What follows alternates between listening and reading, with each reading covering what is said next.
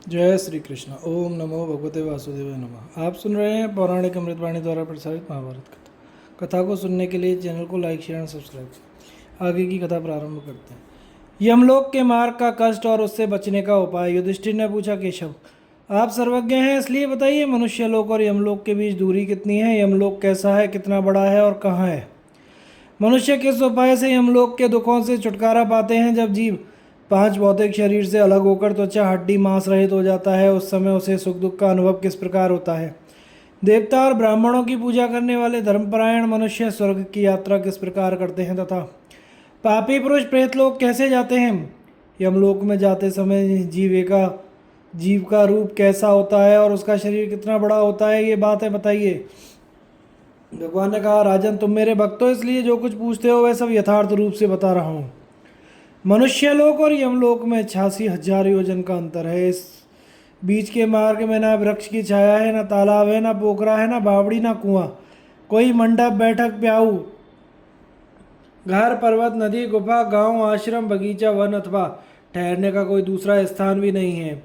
जब जीवन का मृत्यु काल उपस्थित होता है और वह वेदना से छटपटाने लगता है, उस समय कारण तत्व शरीर का त्याग कर देते हैं और प्राण कंठ तक आ जाते हैं और वायु के वश में पड़े हुए जीव को बरबस इस शरीर से निकल जाना पड़ता है। 6 कोशों वाले शरीर से निकलकर वायु रूप धारी जीव एक दूसरे अदृश्य शरीर में प्रवेश करता है। उस शरीर के रूप रंग और माप भी पहले के शरीर के समान ही होते हैं।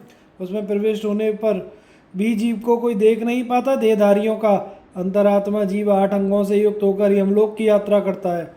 वह काटने टुकड़े टुकड़े करने जलाने अथवा मारने से नष्ट नहीं होता। यमराज की आज्ञा से नाना प्रकार के भयंकर रूप धारण कर अत्यंत क्रोधी और दुर्धर्ष यमदूत प्रचंड हथियार लिए आते हैं और जीव को जबरदस्ती पकड़ ले जाते हैं। उस समय जीव स्त्री पुत्र आदि के स्नेह बंधन में आबद्ध होकर विवशता हो जाता है। जब वह जाने लगता है तो उसके किए हुए पाप पुण्य उसके पीछे पीछे जाते हैं। उसके बंधु बांधव दुख से पीड़ित होकर करुणाजनक स्वर में विलाप करने लगते हैं। उस समय जीव सबकी ओर से निरपेक्ष हो समस्त बंधु बांधवों को छोड़कर चल देता है। माता पिता भाई मामा स्त्री पुत्र और मित्र रोते रह जाते हैं, उनका साथ छूट जाता है। उनके नेत्र और मुख आंसुओं से भीगे होते हैं, उनकी दशा बड़ी दयनीय हो जाती है, फिर भी वह जीव उन्हें दिखाई नहीं पड़ता। वह अपना शरीर छोड़कर वायु रूप में उस मार्ग की ओर चल देता है जो अंधकार से भरा होता है और जिसका कहीं पार दिखाई नहीं देता। वह पथ बड़ा भयंकर होता है, उस पर चलने वाले पापियों को अंत तक दुखी उठाना पड़ता है। पापाचारियों के लिए वह बड़ा दुस्तर और दुर्गम मार्ग है। वहाँ किसी सहायक का मिलना बड़ा कठिन है। जिसका काल आ जाता है उस मनुष्य को बंधु बांधव भोग सामग्री और धन वैभव सब कुछ छोड़कर अवश्य ही उस मार्ग पर जाना पड़ता है। स्थावर जंगम सभी प्राणी एक दिन यमलोक के पथिक होते हैं। यमराज के अधीन रहने वाले देवता असुर मनुष्य जो भी जीव हैं, वे स्त्री पुरुष अथवा नपुंसक हों, बाल वृद्ध तरुण या जवान हो, तुरंत के पैदा हुए हों अथवा गर्भ में स्थित हों, उन सबको एक दिन उस महान पथ की यात्रा करनी पड़ती है। पूर्वान्ह हो या परान्ह, संध्या का समय हो या रात्रि का, आधी रात हो या सवेरा, वहाँ की यात्रा सदा खुली रहती है। कोई प्रदेश में हो, जंगल में हो या पर्वत पर रहते हों, जल थल आकाश या घर के भीतर मौजूद हों, खाते हो या पीते हों, बैठे हो खड़े हों या बिछौने पर पड़े हों, जागते हों अथवा सो गए हों, हर जगह और हर अवस्था में उस महामार्ग की ओर प्रस्थान करना ही पड़ता है। यमलोक के पथ पर कहीं डरकर, कहीं पागल होकर, कहीं ठोकर खाकर, कहीं वेदना से आर्त होकर रोते चिल्लाते हुए चलना पड़ता है। यमदूतों की डांट सुनकर जीव उद्विग्न सा हो जाता है और भय से विह्वल होकर थरथर कांपने लगते हैं। दूतों की मार खाकर शरीर बेतरह पीड़ा होता है तो भी उनकी फटकार सुनते हुए आगे बढ़ना पड़ता है।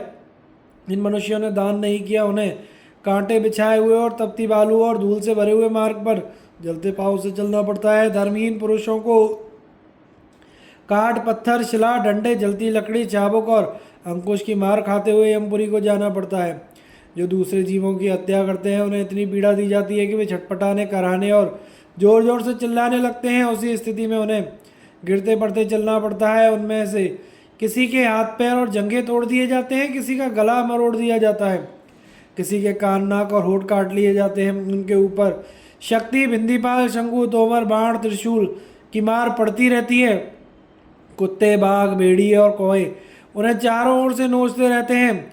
मांस काटने वाले राक्षस भी उन्हें पीड़ा पहुंचाते हैं। जो लोग मांस खाते हैं उन्हें उस मार्ग में भैंसे, मृग, सुअर और चितकबरे, हरिण चोट पहुंचाते हैं और उनका मांस काट कर खाया करते हैं। जो पापी बालकों की हत्या करते हैं उन्हें सुई के समान तीखे डंक वाली मक्खियां चारों ओर से काटती रहती हैं। जो लोग अपने ऊपर विश्वास करने वाले स्वामी, मित्र अथवा स्त्री की हत्या करते हैं उन्हें यमपुर के मार्ग पर यमदूत हथियारों से छेदते रहते हैं। जो दूसरे जीवों का भक्षण करते हैं उन्हें दुख पहुंचाते हैं उनको कुत्ते और राक्षस काट खाते हैं। जो दूसरों के कपड़े, पलंग और बिछौने चुराते हैं उन्हें यमदूत पिशाचों की तरह नंगे करके भगाते हुए ले जाते हैं।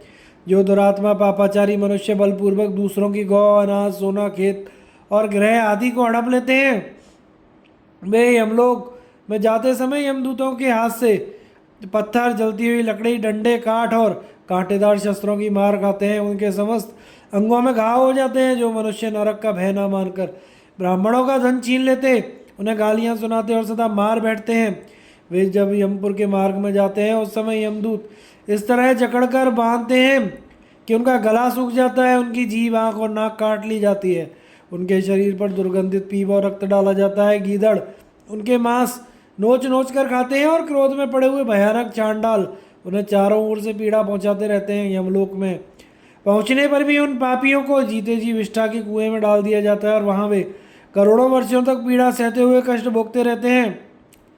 तदनंतर समयानुसार नरक यातना से छुटकारा पाने पर वे इस लोक में 100 करोड़ जन्मों तक विष्ठा के कीड़े होते हैं। और जिन लोगों ने लोभ, दंभ, असत्य के वशीभूत होकर धन रहते हुए भी श्रोत्रिय ब्राह्मणों को दान नहीं दिया, उनके गले में फंदा डालकर राक्षस उन्हें पीटते हैं। वे भूख, प्यास और परिश्रम से पीड़ित हो यमपुरी की यात्रा करते हैं। दान न करने वाले जीवों के कंठ, मुंह और तालु भूख प्यास के मारे सूखे रहते हैं तथा वे यमदूतों से बारंबार अन्न और जल मांगा करते हैं। वे कहते हैं, मालिक, हम भूख और प्यास से बहुत कष्ट पा रहे हैं, अब चला नहीं जाता, कृपा करके मुट्ठी भर अन्न और थोड़ा सा पानी दे दीजिए। इस प्रकार याचना करते ही रह जाते हैं किंतु कुछ भी नहीं मिलता। यमदूत उन्हें उसी अवस्था में यमराज के घर पहुंचा देते हैं। वैशंपायन जी कहते हैं, जन्मजय, भगवान श्री कृष्ण के मुख से भयंकर यम यात्रा का वर्णन सुनकर महाराज युधिष्ठिर भय से थर्रा उठे और बेहोश होकर पृथ्वी पर गिर पड़े। मूर्छा ने उन पर पूरा अधिकार जमा लिया। तत्पश्चात जब वे धीरे धीरे होश में आए तो भगवान ने उन्हें आश्वासन दिया। इसके बदले वे जल से अपने नेत्र धोकर पुनः भगवान से बोले, देवेश्वर, यमलोक के मार्ग का विस्तृत वर्णन सुनकर मुझे भय हो गया है। अब यह बताने की कृपा कीजिए कि मनुष्य किस उपाय से उस विकट मार्ग को सुखपूर्वक तय कर सकते हैं। भगवान ने कहा, पांडुनंदन, इस संसार में जो लोग धार्मिक जीवन व्यतीत करते हैं, जीव हिंसा से अलग रहकर गुरुजनों की सेवा में लगे रहते हैं, देवता तथा ब्राह्मणों की पूजा करते हैं और ब्राह्मणों को नाना प्रकार की वस्तुएं दान करते हैं, वे हम लोग में सुखपूर्वक जाते हैं। जो लोग ब्राह्मणों को, उनमें भी विशेषतः श्रोत्रियों को अत्यंत प्रसन्नता के साथ अच्छी प्रकार से बनाए हुए उत्तम अन्न का भोजन कराते हैं, वे महात्मा पुरुष विचित्र विमानों पर बैठकर यमलोक की यात्रा करते हैं, जो प्रतिदिन निष्कपट भाव से सत्य भाषण करते हैं। जो ब्राह्मणों को और उनमें भी विशेषतः श्रोत्रियों को कपिला आदि गौों का पवित्र दान करते हैं, वे निर्मल कांति वाले बैल जुते हुए विमानों में बैठकर यमलोक जाते हैं। जो ब्राह्मणों को छाता, जूता, शैया, आसन, वस्त्र और आभूषण दान करते हैं, वे सोने के छत्र लगाए उत्तम गहनों से सज धजकर घोड़े, बैल अथवा हाथी की सवारी से धर्मराज के सुंदर नगर में प्रवेश करते हैं। जो स्नान आदि से शुद्ध होकर ब्राह्मणों को प्रयत्नपूर्वक शुद्ध दूध, दही, घी, गुड़, शहद का श्रद्धा के साथ दान करते हैं, वे चक्रवाकों से जुते हुए स्वर्ण में विमानों पर बैठकर यमलोक की यात्रा करते हैं। उस समय गंधर्वगण उनके साथ रहकर भांति भांति के बाजे बजाते हुए उनका मनोरंजन करते हैं। जो सुगंधित फूल और फल का दान करते हैं, वे हंसयुक्त विमानों के द्वारा धर्मराज के नगर में जाते हैं। जो ब्राह्मणों को घी में तैयार किए हुए भांति भांति के पकवान दान करते हैं, वे वायु के समान वेग वाले सफ़ेद विमानों पर बैठकर यमपुरी की यात्रा करते हैं। जो समस्त प्राणियों को जीवन देने वाले जल का दान करते हैं, वे अत्यंत तृप्त होकर हंस जुते हुए वाहनों द्वारा सुखपूर्वक धर्मराज के नगर में जाते हैं। जो लोग शांत भाव से युक्त होकर श्रोत्रिय ब्राह्मण वो तेल अथवा तिल की गौ या घृत की गौ का दान करते हैं। वे सूर्यमंडल के समान तेजस्वी विमानों द्वारा गंधर्वों के गीत सुनते हुए यमराज के नगर में जाते हैं। जिन्होंने इस लोक में बावड़ी, कुएं, तालाब, पोखरे, पोखरियां और जल से भरे हुए जलाशय बनवाए हैं, वे चंद्रमा के समान उज्ज्वल और दिव्य घंटानाद से निनादित विमानों पर बैठकर यमलोक जाते हैं। उस समय वे महात्मा नित्य तृप्त और महान कांतिमान दिखाई देते हैं तथा दिव्यलोक के पुरुष उन्हें ताड़ के पंखे और चंवर डुलाया करते हैं। जिन्होंने यहाँ अत्यंत विचित्र, विस्तृत, मनोहर, सुंदर और दर्शनीय देव मंदिर बनवाए हैं, वे सफ़ेद बादलों के समान कांतिमान एवं हवा के समान वेग वाले विमानों द्वारा यमलोक की यात्रा करते हैं। वहां जाने पर वे यमराज को सुखी एवं प्रसन्न देखते हैं तथा उनके द्वारा सम्मानित होकर देवलोक के निवासी होते हैं। जो लोग देवताओं के उद्देश्य से प्याऊ बनवाकर वहां गुड़ के द्वारा प्यासे मनुष्यों को ठंडे जल पिलाया करते हैं, वे उस महान मार्ग पर अत्यंत तृप्त होकर सुख के साथ यात्रा करते हैं। खड़ाओं और जलदान करने वाले मनुष्य को उस मार्ग में सुख मिलता है। वे उत्तम रथ पर बैठकर सोने के पीढ़े पर पैर रखे हुए यात्रा करते हैं। जो लोग बड़े बड़े बगीचे बनवाते हैं, उसमें वृक्षों को रोपते हैं तथा शांतिपूर्वक जल से सींचकर उन्हें फल पुष्पों से सुशोभित करके बढ़ाया करते हैं, वे दिव्य वाहनों पर सवार हो आभूषणों से सज धज कर वृक्षों की अत्यंत रमणीय एवं शीतल छाया में होकर दिव्य पुरुषों द्वारा सम्मान पाए हुए यमलोक में जाते हैं। जो ब्राह्मणों को घोड़े, बैल अथवा हाथी की सवारी दान करते हैं, जो लोग उन्हें सोना, चांदी, मूंगा, मोती प्रदान करते हैं, वे सोने के विमानों पर बैठकर धर्मराज के नगर में जाते हैं। भूमि दान करने वाले लोग समस्त कामनाओं से तृप्त होकर बैल जुते हुए सूर्य के समान तेजस्वी विमानों के द्वारा उस लोक की यात्रा करते हैं। जो श्रेष्ठ ब्राह्मणों को अत्यंत भक्तिपूर्वक सुगंधित पदार्थ तथा पुष्प प्रदान करते हैं, वे सुगंधपूर्ण सुंदर वेश धारण कर उत्तम कांति से दैदीप्यमान हो सुंदर हार पहने हुए विचित्र विमानों पर बैठकर धर्मराज के नगर में जाते हैं। दीपदान करने वाले पुरुष सूर्य के समान तेजस्वी विमानों से दसों दिशाओं को दैदीप्यमान करते हुए साक्षात अग्नि के समान कांति रूप से यात्रा करते हैं। जो घर एवं आश्रय स्थान का दान करने वाले हैं, वे सोने के चबूतरों से युक्त प्रातःकालीन सूर्य के समान कांति वाले ग्रहों के साथ धर्मराज के नगर में प्रवेश करते हैं। जो ब्राह्मणों को पैरों में लगाने के लिए उपटन, सिर पर मलने के लिए तेल, पैर धोने के लिए जल और पीने के लिए शरबत देते हैं, वे घोड़े पर सवार होकर यमलोक की यात्रा करते हैं। जो रास्ते के थके मांदे दुर्बल ब्राह्मणों को ठहरने की जगह देकर उन्हें आराम पहुंचाते हैं, वे चक्रवाक से जुटे हुए विमान पर बैठकर यात्रा करते हैं। जो घर आए हुए ब्राह्मणों का स्वागत पूर्वक आसन देकर विधिवत पूजा करते हैं, वे उस मार्ग पर बड़े आनंद के साथ जाते हैं। जो मनुष्य मेरा दर्शन करके नमो ब्राह्मण देवाय कहकर मुझे प्रणाम करते हैं, वे और सदा व्रतधारी पुरुष के समान अपने मन और इंद्रियों पर संयम रखते हैं, वे सुख के साथ धर्मराज के स्थान को जानते हैं। जो प्रतिदिन नमः सर्वसावश्य ऐसा कहकर गौ को नमस्कार करते हैं, वे यमपुर के मार्ग पर सुखपूर्वक यात्रा करते हैं। नित्य प्रातःकाल बिछौने से उठकर जो नमोस्तु विप्रदत्ताय कहते हुए पृथ्वी पर पैर रखता है, वह सब कामनाओं से तृप्त और सब प्रकार के आभूषणों से विभूषित होकर दिव्य विमान के द्वारा सुखपूर्वक यमलोक को जाता है। जो देवता और अतिथियों को भोजन कराने के बाद स्वयं अन्न ग्रहण करते हैं अथवा जो सवेरे शाम भोजन करने के सिवा बीच में कुछ नहीं खाते तथा दंभ और असत्य से बचे रहते हैं, वे भी सारयुक्त विमानों द्वारा सुखपूर्वक यात्रा करते हैं। जो दिन रात में केवल एक बार भोजन करते हैं, दंभ और असत्य से दूर रहते हैं, वे हंसयुक्त विमानों के द्वारा बड़े आराम से यमलोक को जाते हैं।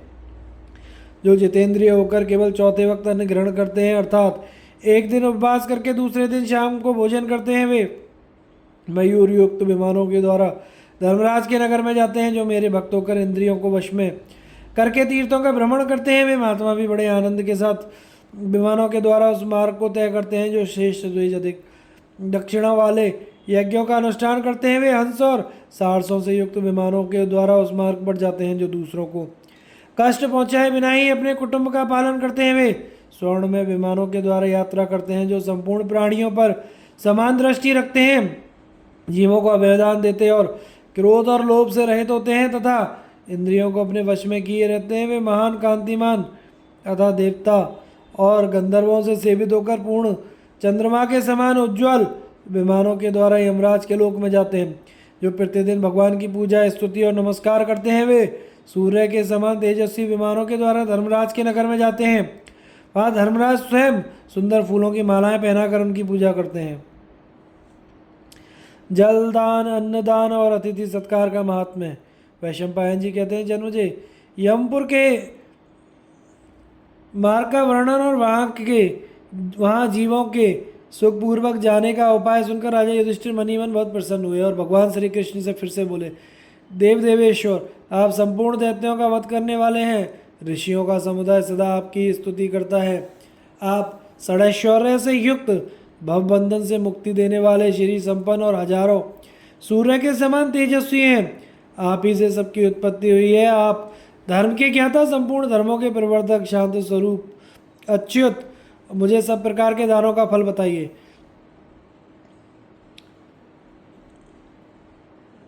दान किस प्रकार और कैसे ब्राह्मण को देना चाहिए तथा किस तरह के तप का अनुष्ठान करके कहाँ उसका फल भोगा जाता है। श्री कृष्ण का, राजन, ध्यान देकर सुनो।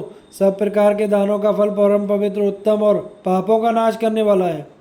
यदि एक दिन भी गाय की प्यास बुझाने भर का जल, जो स्वयं ही जमीन पर खुदवाकर पैदा किया गया हो, दान किया जाए तो उससे 7 पीढ़ी तक पूर्वजों का उद्धार हो जाता है।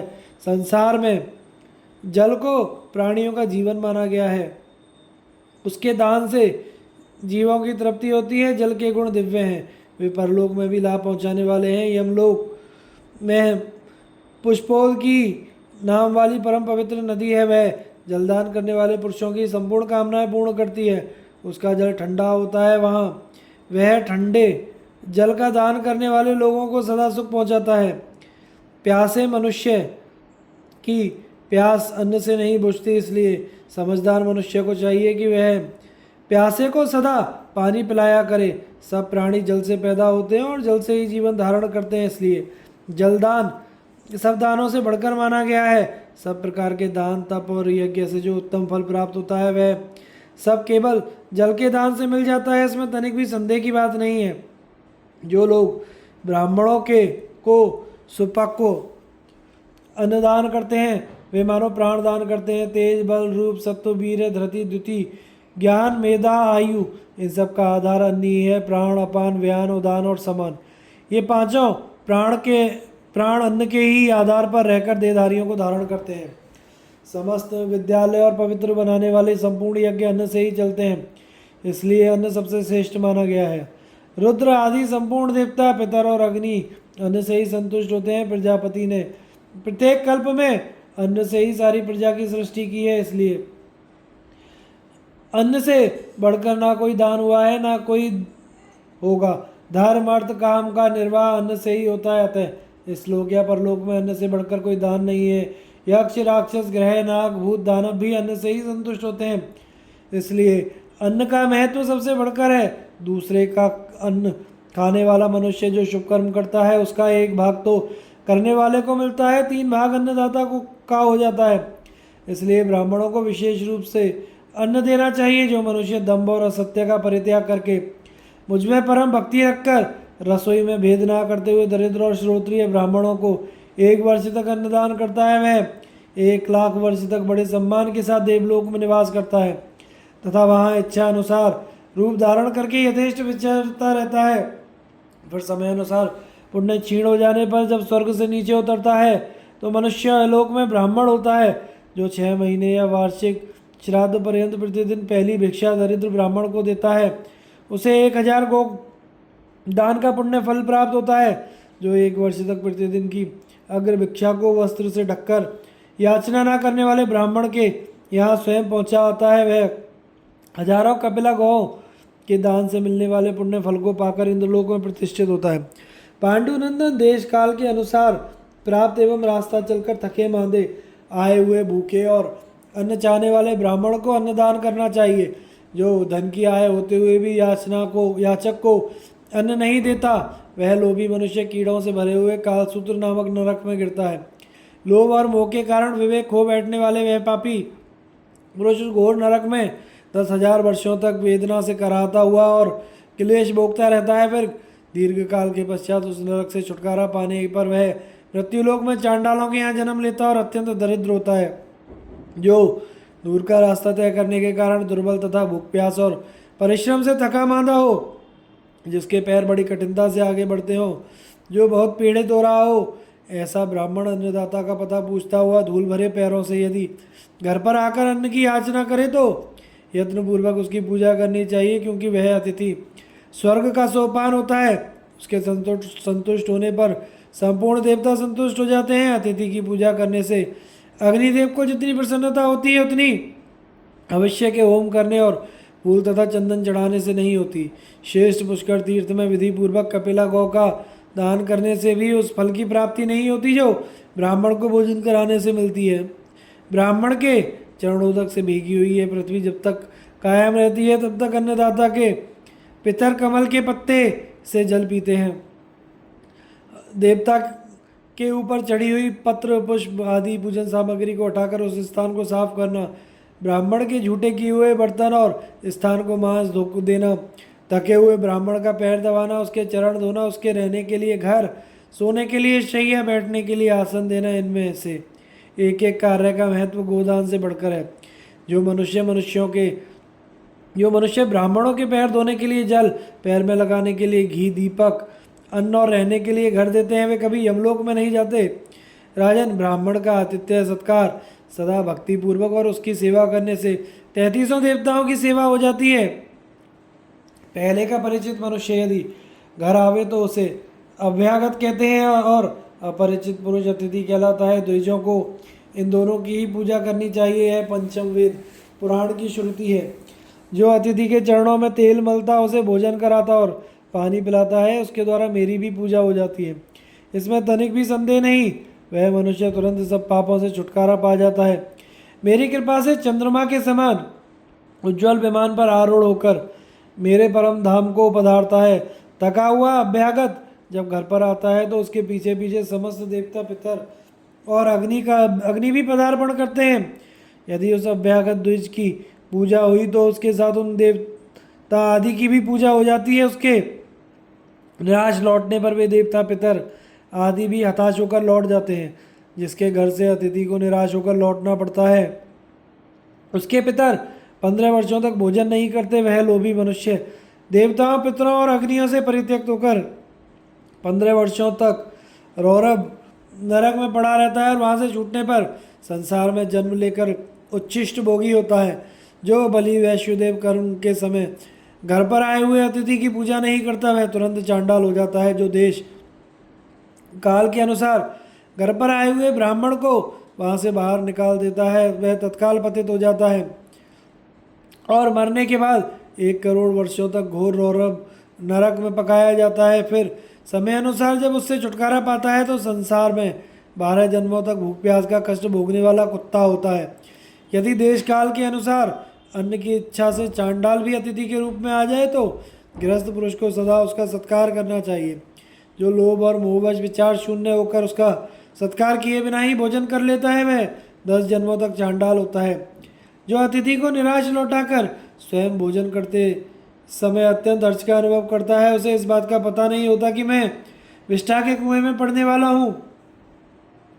जो अतिथि का सत्कार नहीं करता, उसका ऊनी वस्त्र ओढ़ना, अपने लिए रसोई बनवाना, भोजन करना सब व्यर्थ है। जो प्रतिदिन सांगोपांग वेदों का स्वाध्याय करता है किंतु अतिथि की पूजा नहीं करता, उस द्विज का जीवन व्यर्थ है। जो लोग पाक यज्ञ, पंच महायज्ञ, सोम याग आदि के द्वारा यजन करते हैं परंतु घर पर आए हुए अतिथि का सत्कार नहीं करते, वे यश की इच्छा से जो कुछ दान या यज्ञ करते हैं वह सब व्यर्थ हो जाता है। अतिथि की मारी गई आशा मनुष्य के समस्त शुभ कर्मों का नाश कर देती है। इसलिए श्रद्धालु होकर देश, काल, पात्र और अपनी शक्ति का विचार करके थोड़ा थोड़ा अतिथि सत्कार अवश्य करना चाहिए।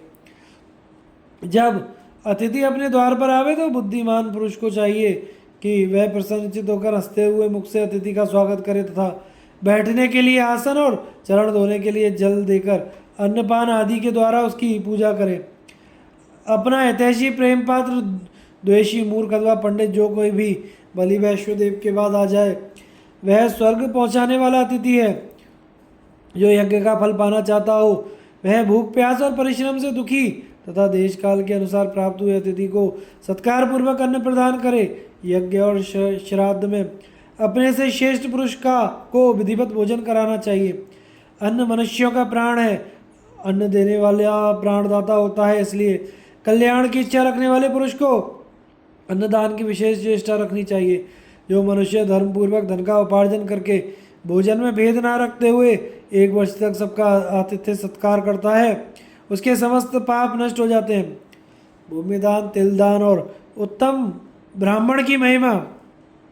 भगवान ने कहा, अब मैं सबसे उत्तम भूमि दान का वर्णन करता हूँ। भूमि दान से बढ़कर दूसरा कोई दान नहीं है और भूमि छीन लेने से बढ़कर दूसरा कोई पाप नहीं है। दूसरे दानों के पुण्य समय पाकर क्षीण हो जाते हैं, किंतु भूमि दान के पुण्य का भी कभी भी क्षय नहीं होते। जो लोग प्रचुर दक्षिणा से युक्त अग्निष्टोम आदि यज्ञों के द्वारा देवताओं का यजन करते हैं वे भी भूमि दान के समय उत्तम फल को नहीं पाते।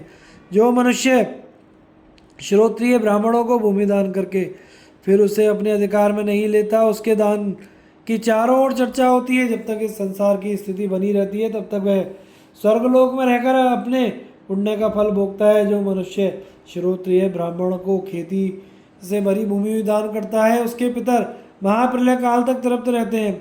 ब्राह्मण को भूमि दान करने से सब देवता, सूर्य, शंकर और मैं ये सभी प्रसन्न होते हैं। भूमि दान के पुण्य से पवित्र चित्र हुआ दाता निसंदेह मेरे परम धाम में निवास करता है। मनुष्य के जीविका के अभाव में जो कुछ पाप करता है उसे गोकर्ण मात्र भूमि दान करने पर भी छुटकारा पा जाता है।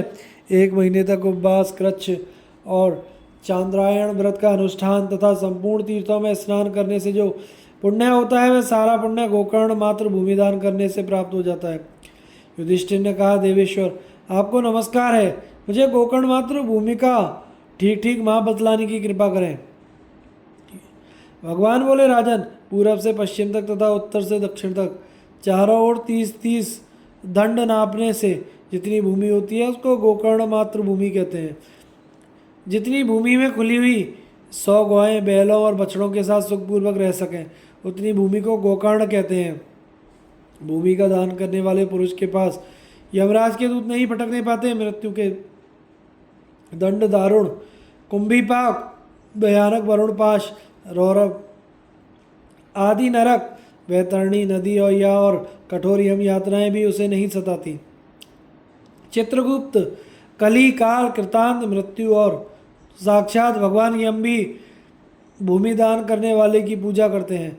रुद्र, प्रजापति, इंद्र, देवता, ऋषि और स्वयं मैं ये सभी प्रसन्न होकर भूमिदाता का पूजन करते हैं। जिसके कुटुंब के लोग जीविका के अभाव से दुर्बल हो गए हों, जिसकी गौएं और घोड़े भी दुबले पतले दिखाई देते हों तथा जो सदा अतिथि सत्कार करने वाला हो, ऐसे ब्राह्मण को भूमि दान देनी चाहिए क्योंकि वह परलोक के लिए खजाना है। जिसके कुटुंबी जन कष्ट पा रहे हों, ऐसे श्रोत्रिय, अग्निहोत्री, व्रतधारी एवं दरिद्र ब्राह्मण को भूमि देनी चाहिए। जैसे दाय अपना दूध पिलाकर पुत्र का पालन पोषण करती है उसी प्रकार दान में दी हुई भूमि दाता पर अनुग्रह करती है। जैसे गौ अपना दूध पिलाकर बछड़े का पालन करती है वैसे ही सर्वगुण संपन्न भूमि अपने दाता का कल्याण करती है। जिस प्रकार जल से सींचे हुए बीज अंकुरित होते हैं वैसे ही भूमिदाता के मनोरथ प्रतिदिन पूर्ण होते रहते हैं। जैसे सूर्य का तेज समस्त अंधकार को दूर कर देता है उसी प्रकार भूमिदान मनुष्य के संपूर्ण पापों का नाश कर डालता है। जो मनुष्य भूमि का दान करता है वह 10 पीढ़ी पहले तक के पूर्वजों और 10 पीढ़ी बाद तक होने वाली संतानों का उद्धार कर देता है, किंतु जो किसी की भूमि छीन लेता है वह 10 पूर्वजों और 10 वंशधरों को नरक में डुबो देता है। जो भूमिदान की प्रतिज्ञा करके नहीं देता, देकर फिर छीन लेता है, उसे वरुण के पास में बंधकर पीप और रक्त से भरे हुए नरक कुंड में डाल दिया जाता है। जो अपने या दूसरे की दी हुई भूमि का अपहरण करता है उसके लिए नरक से उद्धार पाने का कोई उपाय नहीं है। जो ब्राह्मण का खेत छीन लेता है वह 12 पीढ़ी तक के पूर्वजों को नरक में डाल देता है और स्वयं कीड़े की योनि में जन्म लेता है तथा उससे कभी छुटकारा नहीं पाता। जो ब्राह्मण को भूमि दान देकर फिर उसी से जीविका चलाता है उसे 1 लाख गो हत्या का फल मिलता है। वह पापात्मा नीचे सिर करके कुंभी पाक नरक में लटका दिया जाता है। 1000 दिव्य वर्षों तक उसमें पकता रहता है। तत्पश्चात उस नरक से छूटने पर उसे 100 जन्मों तक इस लोक में कुत्ता होना पड़ता है, जिसमें हल से जोतकर बीज बो दिए गए हों तथा जहाँ हरी भरी खेती लहरा रही हो ऐसी भूमि दरिद्र ब्राह्मण को देनी चाहिए। जहाँ जल सुख का सुविधा हो वह भूमि दान देनी चाहिए। राजन, इस प्रकार प्रसन्न चित्त होकर मनुष्य पृथ्वी का दान करे तो संपूर्ण मनोवांछित कामनाओं को प्राप्त करता है। बहुत से राजाओं ने इस पृथ्वी को दान में दिया है और बहुत से अभी दे रहे हैं। यह भूमि जब जिसके अधिकार में रहती है उस समय वही उसे दान में देता और उसके फल का भागी होता है। जिसकी जीविका क्षीण और गौएं दुर्बल हो गई हो ऐसे दरिद्र ब्राह्मण को जो चांदी दान करता है वह इच्छा अनुसार स्वर्गलोक में सम्मानित होता है। फिर पुण्य क्षीण होने पर वहां से उतरकर इस लोक में महापराक्रमी राजा होता है। जो श्रोत्रिय ब्राह्मण को विशेषतः दरिद्र को तिल का पर्वत दान करता है वह 10,000 विश्वोत्सर्ग के पुण्य को प्राप्त करके तत्काल निष्पाप हो जाता है। तिल का दान करने वाला मनुष्य महान यश और इच्छा अनुसार रूप धारण करने की शक्ति पाकर 7,000 वर्षों तक पितृलोक में सुख और आनंद भोगता है। जो दरिद्र एवं श्रोत्रिय ब्राह्मणों को तिल की गौ प्रदान करता है उसे 1,000 गोदान का फल मिलता है। जो जितने कुड़बों में तिल भरकर उससे बनाई हुई तिल की गौ का दान करता है वह उतने ही करोड़ वर्षों तक स्वर्गलोक में प्रतिष्ठित होता है। तिल, गौ, सोना, अन्न, पृथ्वी इतने पदार्थ यदि ब्राह्मणों को दिए जाएं तो ये दाता का उद्धार कर देते हैं। सदाचार संपन्न अग्निहोत्री तथा अलोलोप ब्राह्मण की विधिवत पूजा करनी चाहिए, क्योंकि वह परलोक में काम देने वाला खजाना है। जो ब्राह्मण वेद का विद्वान, अग्निहोत्र परायण, जितेंद्रिय, शूद्र के अन्न से दूर रहने वाला और दरिद्र हो उसकी यत्नपूर्वक पूजा करनी चाहिए। जो प्रतिदिन तर्पण करने वाला, सदा यज्ञोपवीत धारण किए रहने वाला, नित्य प्रति स्वाध्याय परायण, वृषल का अन्न ना खाने वाला, ऋतु काल में ही अपनी स्त्री से समागम करने वाला और विधि पूर्वक अग्निहोत्र करने वाला हो वह ब्राह्मण दूसरों को तारने में समर्थ होता है। जो मेरा भक्त, मुझ में अनुराग रखने वाला, मेरे भजन में परायण और मुझे ही कर्म फलों को अर्पण करने वाला है वह ब्राह्मण अवश्य संसार समुद्र से तार सकता है। विविध प्रकार के दानों की महिमा। युधिष्ठिर ने कहा, माधव, आपके मुंह से इस धर्म में अमृत का श्रवण करते हुए मुझे तृप्ति नहीं होती। अब दूसरे प्रकार के दानों का जिन्हें अभी तक आपने नहीं बतलाया वर्णन कीजिए और क्रमशः उनके फल को बताने की कृपा करें। भगवान ने कहा, राजन, गाड़ी खींचने वाले एक बैल भी 10 गौओं के समान है। जो मनुष्य श्रोत्रिय, सदाचारी एवं दरिद्र ब्राह्मण को भारी बोझ ढोने में समर्थ एक जोड़ा बैल दान करता है उसको 1,000 गौओं के दान का फल मिलता है। पांडुनंदन, दरिद्र को ही दान देना चाहिए, धनवान को नहीं। वर्षा का फल तालाब में ही देखा जाता है, समुद्र में नहीं। जो पुरुष वेद को जानने वाले धनीन ब्राह्मण को दीपक के प्रकाश से युक्त शैया, आसनों से विभूषित, भांति भांति के बर्तनों और अन्य सामग्रियों से युक्त, धन धान्य से अलंकृत दासी, गौ, भूमि से संपन्न तथा सब प्रकार के साधनों से परिपूर्ण गृह प्रदान करता है उसको देवता, पितर, अग्नि और ऋषिगण प्रसन्न होकर सूर्य के समान तेजस्वी विमान देते हैं तथा उसी में बैठकर वह अनुपम शोभा से संपन्न हो परम उत्तम ब्रह्मलोक में पदार्पण करता है। वहाँ महाप्रलय पर्यंत बड़े आनंद से समय व्यतीत करता है। जो मनुष्य भक्ति के साथ वस्त्र, माला और चंदन चढ़ाकर ब्राह्मण की पूजा करता है उसे बिछौनों सहित शैया दान करता है। वह वेद मंत्रों के बल से चलने वाला सुंदर विमान पर आरूढ़ हो सप्तऋषियों के लोक में जाता है और वहाँ ब्रह्मवादी महर्षियों से पूजित होता है। उस लोक में 30 चतुर्युगी तक देवताओं की भांति क्रीड़ा करके वह मनुष्य लोक में वेद वेत्ता ब्राह्मण होता है।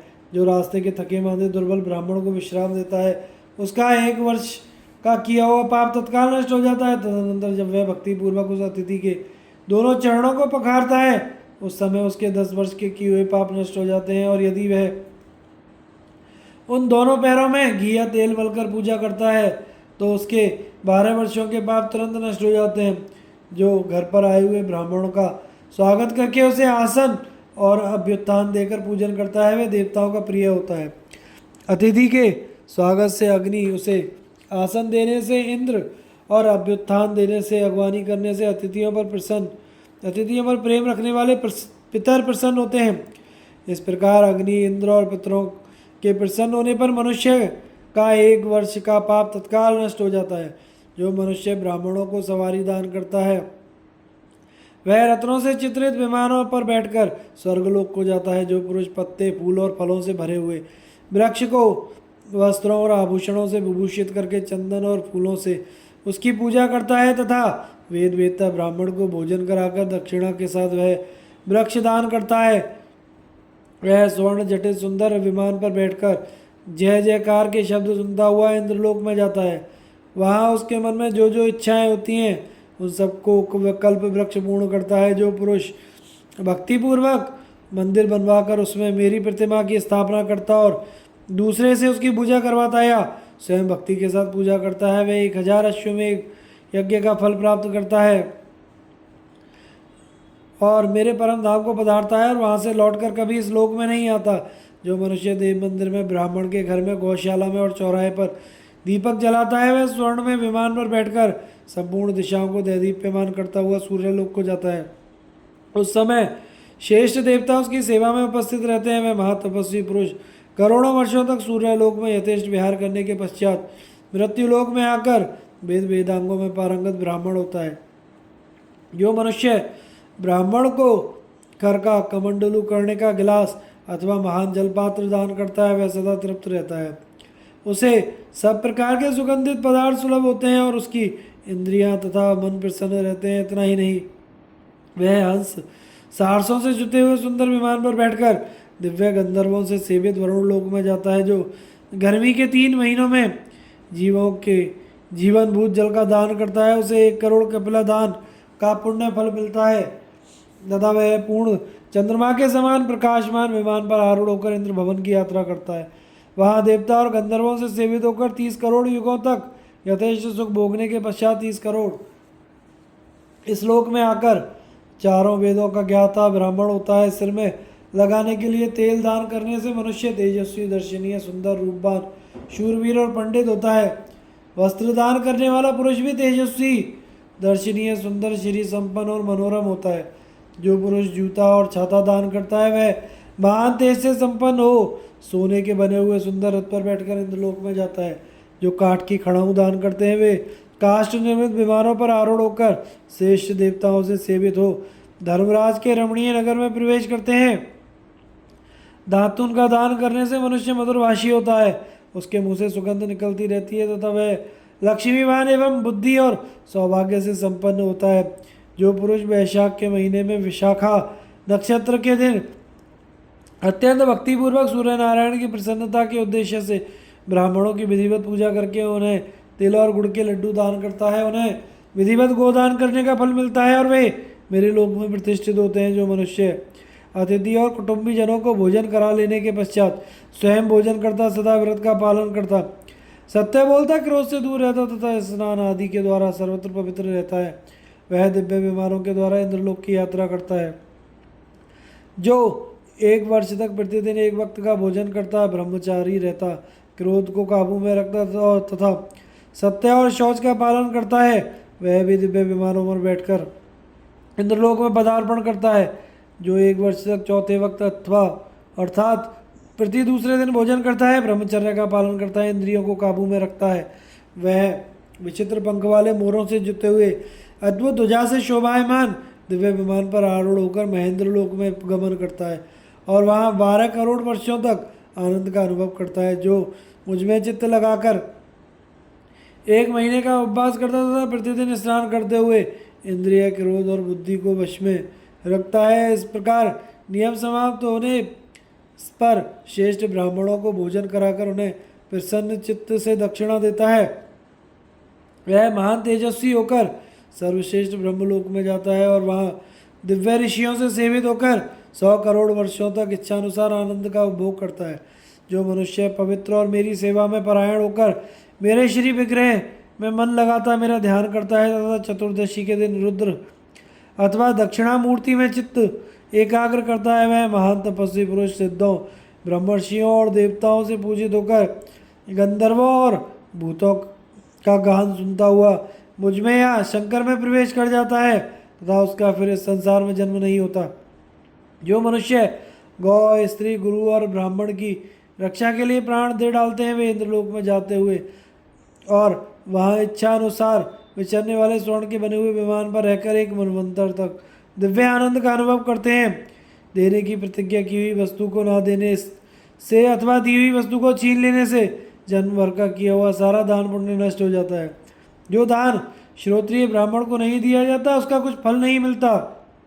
जहाँ श्रोत्रिय ब्राह्मण भोजन नहीं करते वहाँ देवता भी आहार ग्रहण नहीं करते। वेद वेदता ब्राह्मणों से बढ़कर दूसरा कोई देवता नहीं है तथा उन्हें भोजन कराने से बढ़कर परलोक के लिए दूसरी कोई निधि नहीं है। पंच महायज्ञ, विधिवत स्नान और उसके अंगभूत कर्म, भगवान के प्रिय पुष्प और भगवत भक्तों का वर्णन। युधिष्ठिर ने पूछा, भगवान द्विजातियों को पंच महायज्ञों का अनुष्ठान किस प्रकार करना चाहिए और इन यज्ञों के नाम भी बताने की कृपा करें। भगवान ने कहा, युधिष्ठिर जिनके अनुष्ठान से गृहस्थ पुरुषों को ब्रह्मलोक की प्राप्ति होती है उन पंच महायज्ञों का वर्णन करता हूँ, सुनो।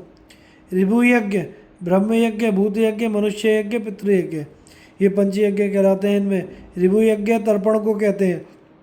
ब्रह्म यज्ञ स्वाध्याय का नाम है, समस्त प्राणियों के लिए अन्न की बलि देना भूत यज्ञ है।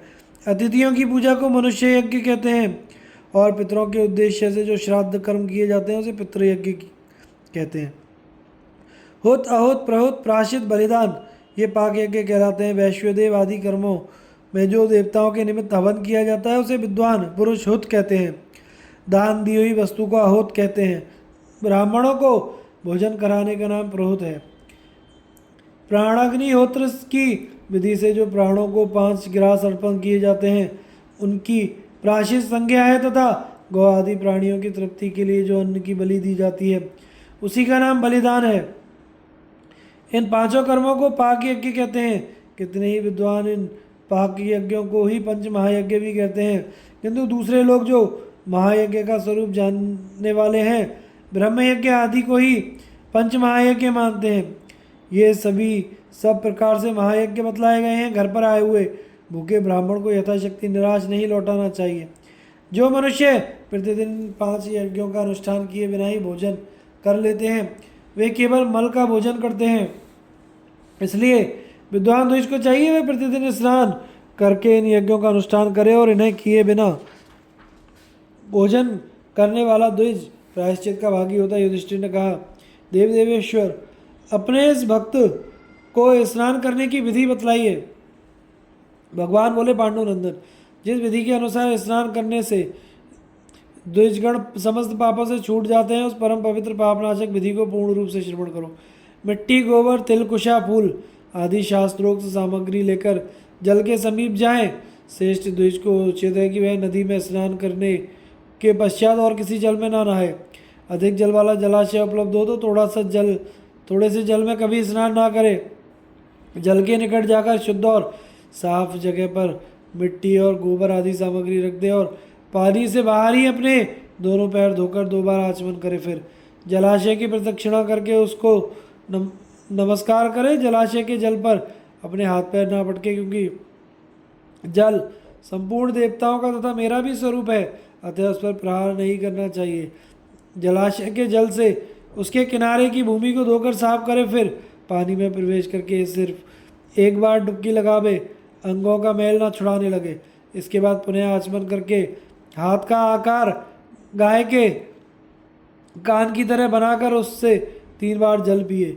फिर अपने पैरों पर जल छिड़क कर 2 बार मुख में जल का स्पर्श करे। तदनंतर गले के ऊपरी भाग में स्थित आँख, कान, नाक आदि समस्त इंद्रियों का एक बार जल से स्पर्श करे। फिर दोनों भुजाओं का स्पर्श करने के पश्चात हृदय और नाभि का भी स्पर्श करे। इस प्रकार प्रत्येक अंग में जल का स्पर्श कराकर फिर मस्तक पर जल छिड़के। इसके बाद आपः पुनंतु मंत्र पढ़कर फिर आचमन करे। आचमन के समय ओंकार और व्याहतियों सहित सदस्पतिम इस ऋचा का पाठ करे। आचमन के बाद मिट्टी लेकर उसके 3 भाग करें और इदम विष्णु इस मंत्र को पढ़कर उसे क्रमशः वो ऊपर के, मध्य भाग के तथा नीचे के अंगों में लगावे। तत्पश्चात वारुण सूक्तों से जल को नमस्कार करके स्नान करे। यदि नदी हो तो जिस ओर उसकी धारा आती हो उसकी ओर मुंह करके तथा दूसरे जलाशयों में सूर्य की ओर मुंह करके स्नान करना चाहिए। ओंकार का उच्चारण करते हुए धीरे से गोता लगावे और जल में हलचल पैदा ना करे। इसके बाद गोबर को हाथ में ले जल से गीला करके उसके 3 भाग करे और उसे भी पूर्वत अपने शरीर के ऊर्ध्वभाग, मध्य भाग और अधोभाग में लगावे। उस समय प्रणव व्याहतियों सहित गायत्री मंत्र की पुनरावृत्ति करता रहे और फिर मुझ में चित्त लगाकर आचमन करने के पश्चात आपो इष्टामयो इत्यादि 3 ऋचाओं से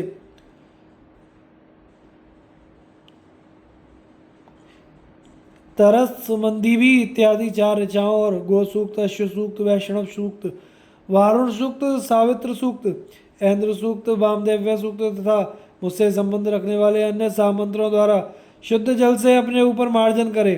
फिर जल के भीतर स्थित होकर अघमर्षण सूक्त का जप करे अथवा प्रणव एवं विहतियों सहित गायत्री मंत्र जपे, या जब तक सांस रुकी रहे तब तक मेरा स्मरण करता रहे, केवल प्रणव का ही जप करता रहे। इस प्रकार स्नान करके जलाशय के किनारे आकर धोए हुए शुद्ध वस्त्र, धोती, चादर धारण करे। चादर को कांख में रस्सी की भांति लपेटकर बांधे नहीं। जो वस्त्र को कांख में रस्सी की भांति लपेटकर वैदिक कर्मों का अनुष्ठान करता है उसके कर्म को राक्षस दानव देते बड़े हर्ष में भरकर नष्ट कर डालते हैं।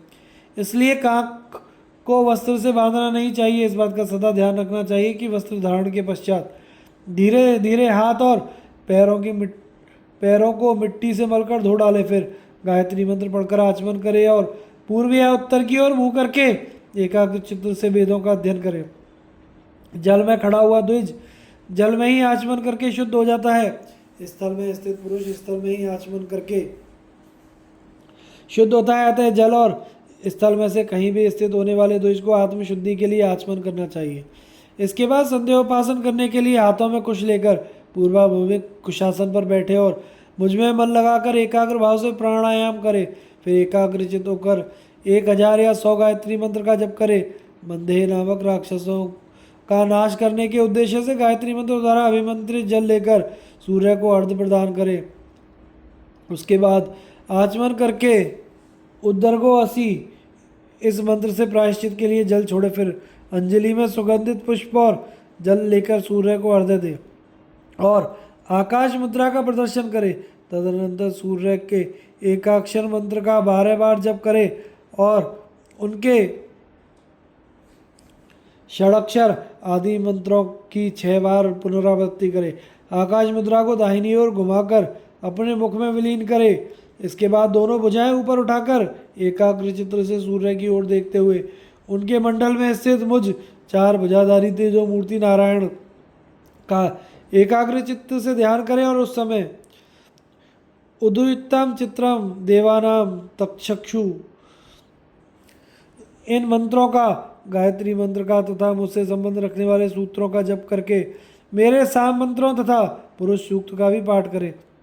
तत्पश्चात हंस शुचिशत इस मंत्र को पढ़कर सूर्य की ओर देखे तो और प्रदक्षिणा पूर्वक उन्हें नमस्कार करें।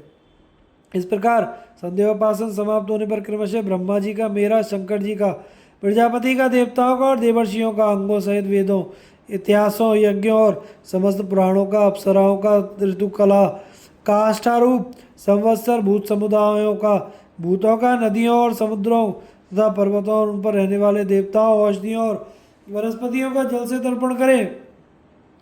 तर्पण करते समय जनेऊ को बाएं कंधे पर रखें तथा दाएं और बाएं हाथ की अंजलि से जल देते हुए उपयुक्त देवताओं का नाम लेकर त्रप्यताम पद का उच्चारण करें। यदि 2 या अधिक देवताओं को एक साथ जल दिया जाए तो क्रमशः द्विवचन और बहुवचन त्रप्यताम और त्रप्यंताम इन पदों का उच्चारण करना चाहिए।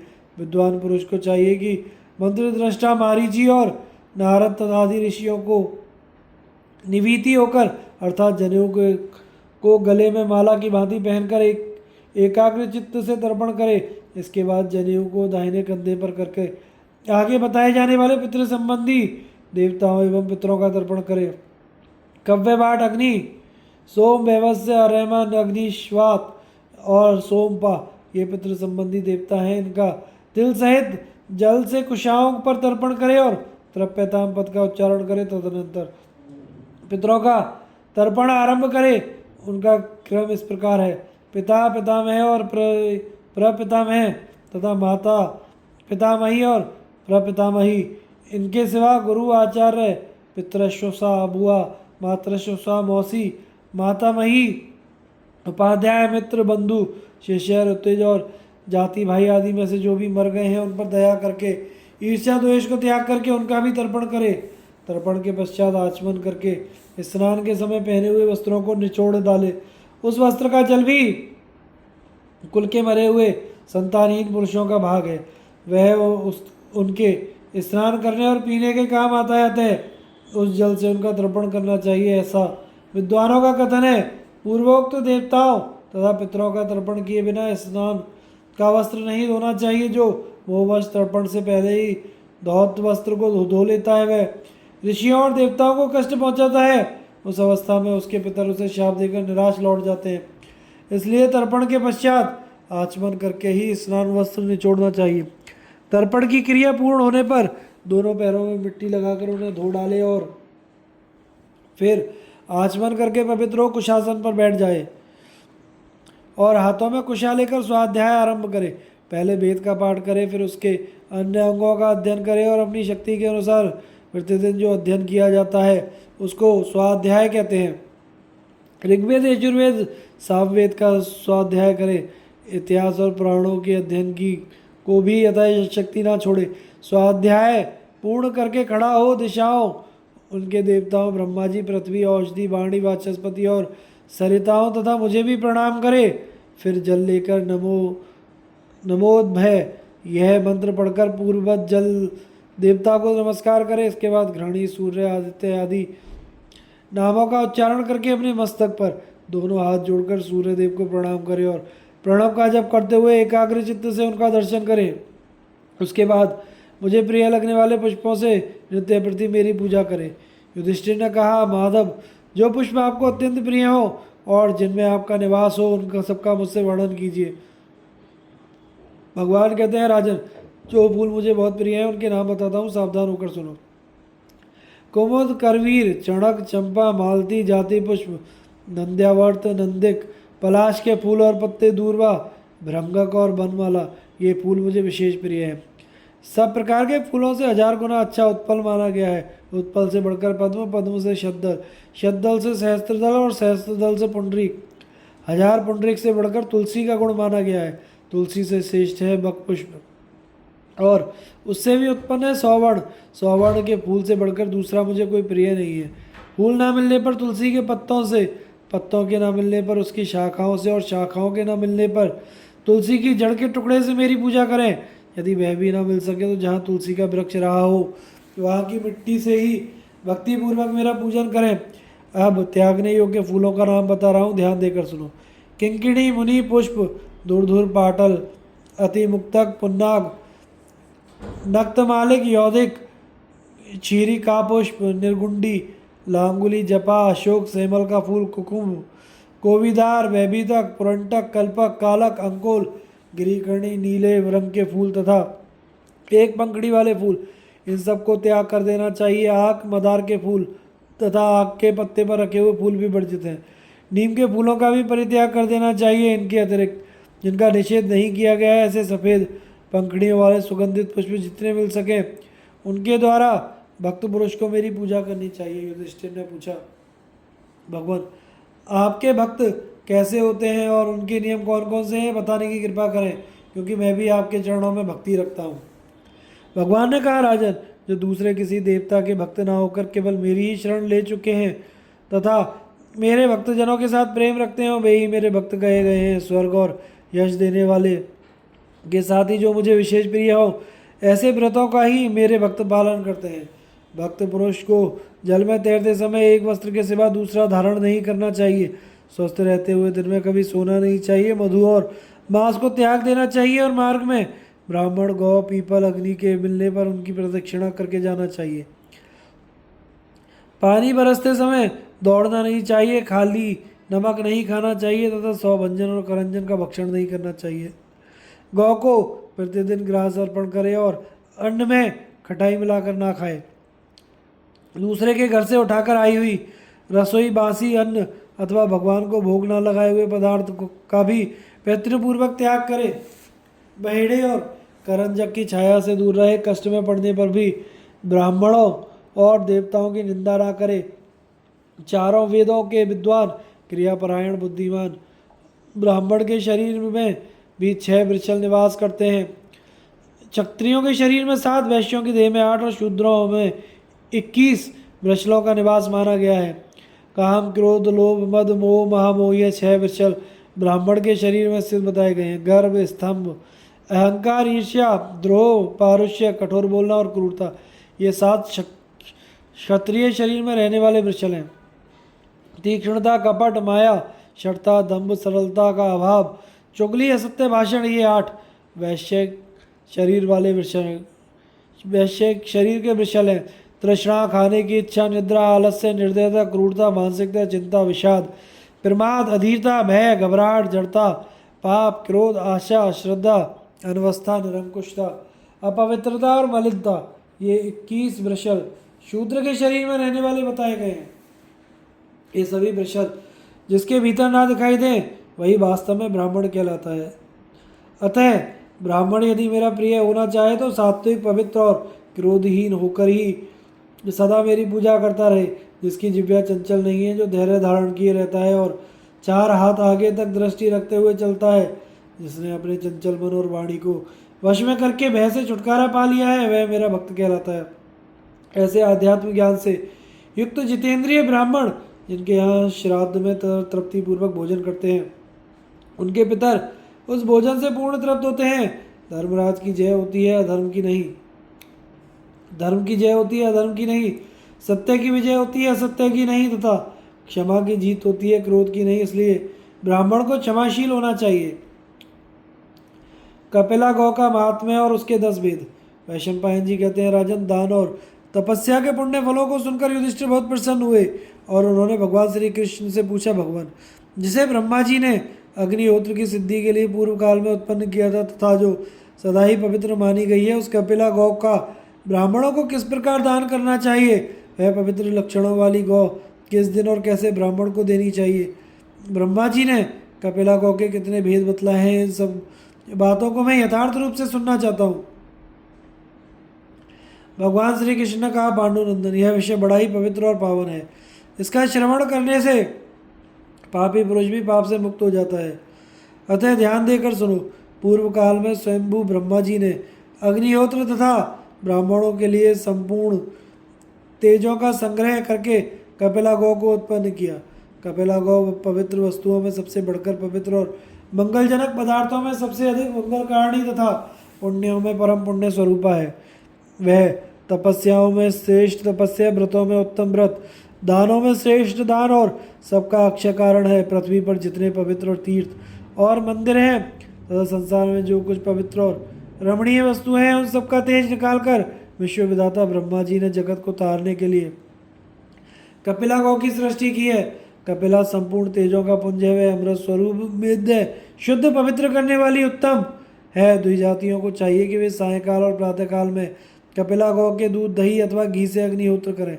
जो ब्राह्मण कपिला गौ के घी, दही अथवा दूध से विधिवत अग्निहोत्र करते, भक्तिपूर्वक अतिथियों की पूजा करते, शूद्र के अन्न से दूर रहते तथा दंभ और असत्य का सदा त्याग करते हैं, वे सूर्य के समान तेजस्वी विमानों द्वारा सूर्यमंडल के बीच से होकर परम उत्तम ब्रह्मलोक में जाते हैं। वहाँ ब्रह्मा के दिव्य धाम में इच्छा अनुसार रूप धारण कर यथेष्ट स्थानों पर विचरते हुए एक कल्प तक आनंद का उपभोग करते हैं और ब्रह्मा जी से सदा सम्मानित होते रहते हैं। इस प्रकार कपिला गौ परम पवित्र और अमृत में दुग्ध को प्रकट करने वाली अरणी है।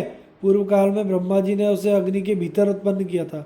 युधिष्ठिर, ब्रह्मा जी की आज्ञा से कपिला के सींग के अग्रभाग में सदा संपूर्ण तीर्थ निवास करते हैं। जो मनुष्य सवेरे उठकर कपिला गौ के सींग और मस्तक से गिरती हुई जलधारा को अपने सिर पर धारण करता है, वह उस पुण्य के प्रभाव से सहसा पाप रहित हो जाता है।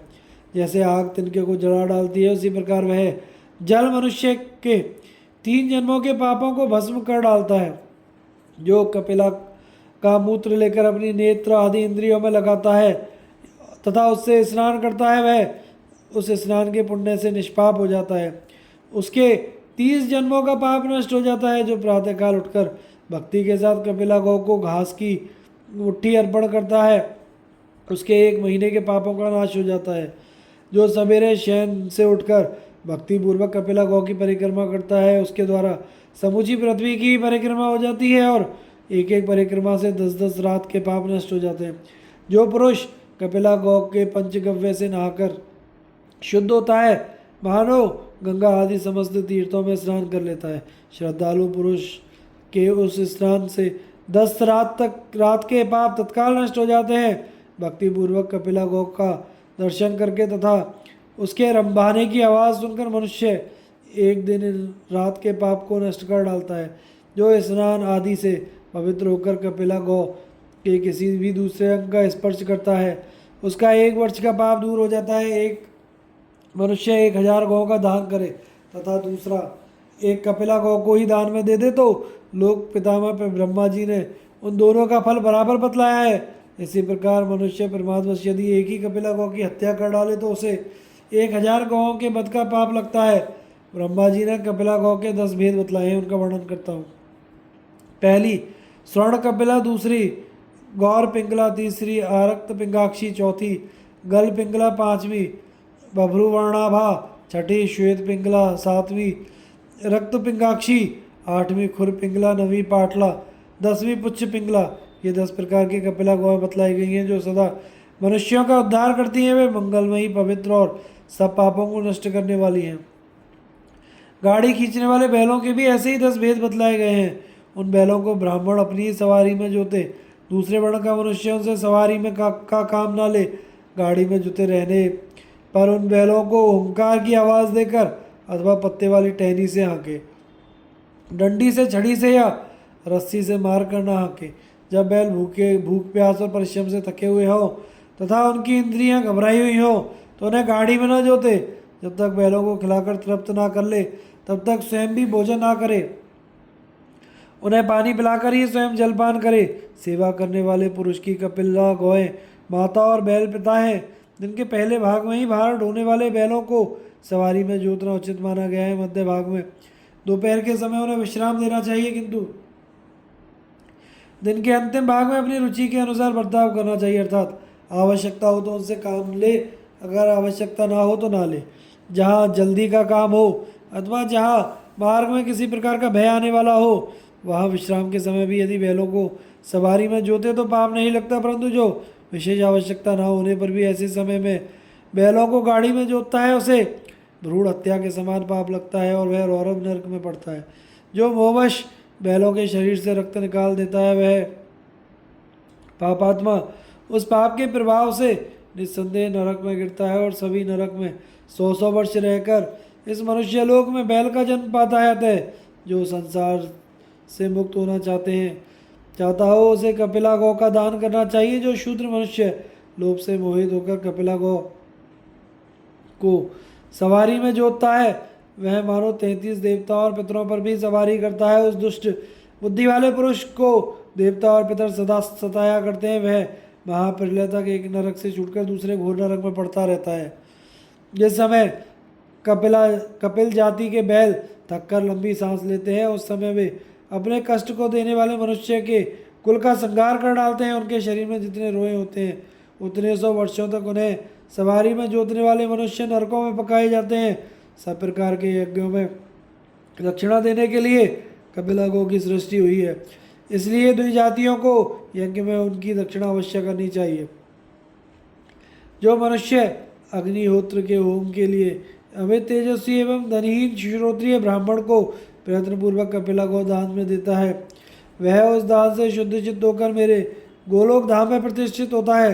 कपिला के शरीर में जितने रोम होते हैं उतने ही 1000 वर्षों तक दाता को स्वर्गलोक में सम्मान प्राप्त होता है। जो मनुष्य कपिला के सींग और खुरों में सोना मढ़ाकर उसे विषुव योग में अथवा उत्तरायण दक्षिणायन के आरंभ में दान करता है उसे अश्वमेध यज्ञ का फल मिलता है तथा उस पुण्य के प्रभाव से वह मेरे लोक में जाता है। जिसके सींगों में सोना और खुरों में चांदी मड़ी हो, जो वस्त्रों से सुसज्जित पुष्ट और चंदन तथा फूल मालाओं से शोभायमान हो ऐसी गौ को कांसे के बने हुए दुग्ध पात्र तथा बछड़े सहित दान में देना चाहिए। मेरे विचार से पवित्र वस्तुओं में स्वर्ण सबसे अधिक पवित्र है, इसलिए गौ को सोने के आभूषणों से सजाकर दान करना चाहिए। इस प्रकार दान करने से दाता अपनी 7 पीढ़ियों के पूर्वजों और 7 पीढ़ी आगे होने वाली संतानों का को निश्चय ही ताड़ देता है। 1000 अग्निष्टों ओम के समान एक वाजपेयी यज्ञ होता है, 1000 वाजपेयी के समान एक अश्वमेध यज्ञ होता है और 1000 अश्वमेध के समान एक राजसूय यज्ञ होता है। जो मनुष्य शास्त्रों की विधि से 1000 कपिला गौ का दान करता है वह राजसूय यज्ञ का फल पाकर मेरे परम धाम में प्रतिष्ठित होता है। उसे पुनः इस लोक में नहीं लौटना पड़ता। जो पुरुष कपिला गौ के खुरों और सींगों में सोना बढ़ाकर उसे सब प्रकार के अलंकारों से सुशोभित करके कांसे की दोहनी बछड़े सहित दान करता है, उसके पास वह गौ उन गुणों से युक्त कामधेनु के रूप में उपस्थित होती है। दान में दी हुई गौ अपने कर्मों से बंधकर घोर अंधकार पूर्ण नरक में गिरते हुए मनुष्यों का उसी प्रकार उद्धार कर देती है जैसे वायु के सहारे चलती हुई नाव मनुष्य को महासागर में डूबने से बचाती है। पुत्र पौत्र आदि 7 पीढ़ियों के समस्त कुल को वह गौ तार देती है। जब तक पृथ्वी मनुष्यों को धारण करती है तब तक दान में दी हुई गौ परलोक में दाता के को धारण किए रहती है। जैसे मंत्र के साथ दी हुई औषधि प्रयोग करते ही मनुष्य के रोगों को नाश कर देती है, उसी प्रकार सुपात्र को दी हुई कपिला गौ मनुष्य के सब पापों को तत्काल नष्ट कर देती है।